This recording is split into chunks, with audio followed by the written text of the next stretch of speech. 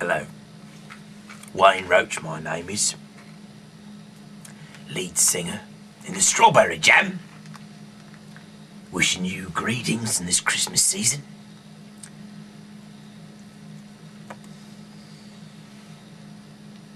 Hoping that you have a nice time, you know.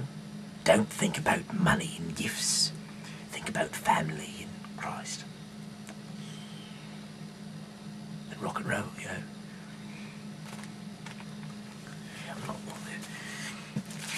We're on chapter 10. That's it, it's bloody right. Then the Lord said to Moses, go and see the king. I have made him and his officials stubborn, in order that I may perform these miracles among them, and in order that you may be able to tell your children and grandchildren how I made fools of the Egyptians when I performed the miracles. All of you will know that I am the Lord. So Moses and Aaron went to the king and said to him, the Lord, the God of the Hebrews, says, how much longer will you refuse to submit to me? Let my people go, so that they may worship me. I haven't done it yet, I have to do it. Let my people go! And if you keep on refusing, then I will bring locusts into your country tomorrow. There will be so many that they will not completely cover the ground, and they will eat everything in the hail. I did not destroy, even the trees that are left. They will fill your palaces and the houses of all of your officials and all your people. They will be worse than anything your ancestors ever saw. Then Moses turned and left. The king's officials said to him, how long is this man going to give us trouble? Let the Israelite men go so that they can worship the Lord their God. Don't you realize that Egypt is ruined? Is ruined. So Moses and Aaron were brought back to the king, and he said to them, you may go and worship the Lord your God, but exactly who will go?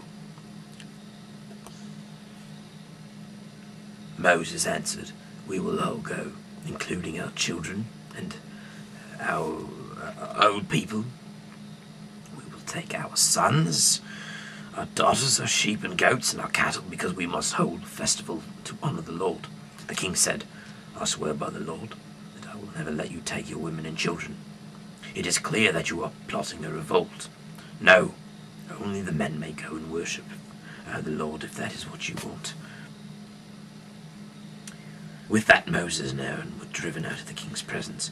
Then the Lord said to Moses, raise your hand over the land of Egypt to bring the locusts. They will come and eat everything that grows, everything that has survived the hail. So Moses raised his stick, and the Lord caused a wind from the east to blow on the land all that day and all the night.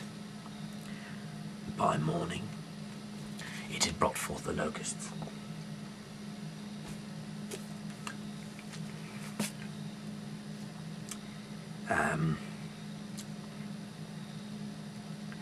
They came in swarms and settled over the whole country. It was the largest swarm of locusts that had ever been seen, and that ever would be seen again. They covered the ground until it was black with them. They ate everything that the hail had left, including all the fruit on the trees. Not a green thing was left on any tree or plant in all the land of Egypt. Then the king hurriedly called Moses and Aaron and said, I have sinned against the Lord your God and against you. Now forgive me my sin this one time, and pray to the Lord your God to take away this fatal punishment from me. Moses left the king and prayed to the Lord, and the Lord changed the east wind into a very strong west wind, which picked up the locusts and blew them into the Gulf of Suez. But says whatever. Not one locust was left in all of Egypt, but the Lord made the king stubborn, and he did not let the Israelites go. Not let them go, no. The Lord then said to Moses, raise your hand toward the sky, and darkness thick enough to be felt will cover the land of Egypt.